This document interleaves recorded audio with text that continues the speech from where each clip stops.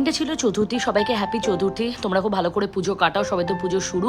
সকাল সকাল দেখে আমি মটন নিয়ে চলে এসেছি। তো মাটনটাকে ভালো করে ম্যারিনেট করে আমি 1 ঘন্টা রেস্টে রেখে দিয়েছিলাম। তারপর মশলা কষিয়ে মাটনটাকে এখন কষতে দিচ্ছি। আর এদিকে আমি নিয়ে এসেছি ডাব। বাট সিরিয়াসলি বলি, ডাবটা দেখে একদম ডিসঅ্যাপয়েন্ট হয়ে গেছিলাম, কজ শ্বাস ভেবে যেটা ছিলাম সেটা একদমই পাইনি। তারপর এখানে প্রেশার কুকারে মাটনটাকে বসাতে দিয়ে দিলাম।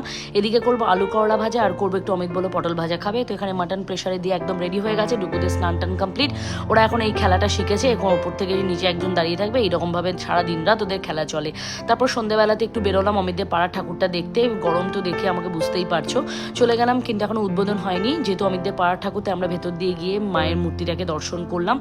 বাইরে ফুচকা ছিল, ফুচকা না খেলে কি আর দিন কাটবে? তো ফুচকাটা ফাইনালি খেয়ে নিলাম। তারপরে এগিয়ে গেলাম, সামনে আরেকটা প্যান্ডেল হয়েছিল, সেটাও খুব সুন্দর। এটা পুরো নিউজ পেপার দিয়ে হয়েছিল। মায়ের প্রতিমাটা এতটাই সুন্দর হয়েছিল, চোখ সরছিল না সেখান থেকে। তো আজকে চতুর্থীটা এভাবেই কাটলো। তোমাদের কেমন কাটিয়েছে অবশ্যই জানিও। ভালো লাগলে লাইক করে দিও। বাই।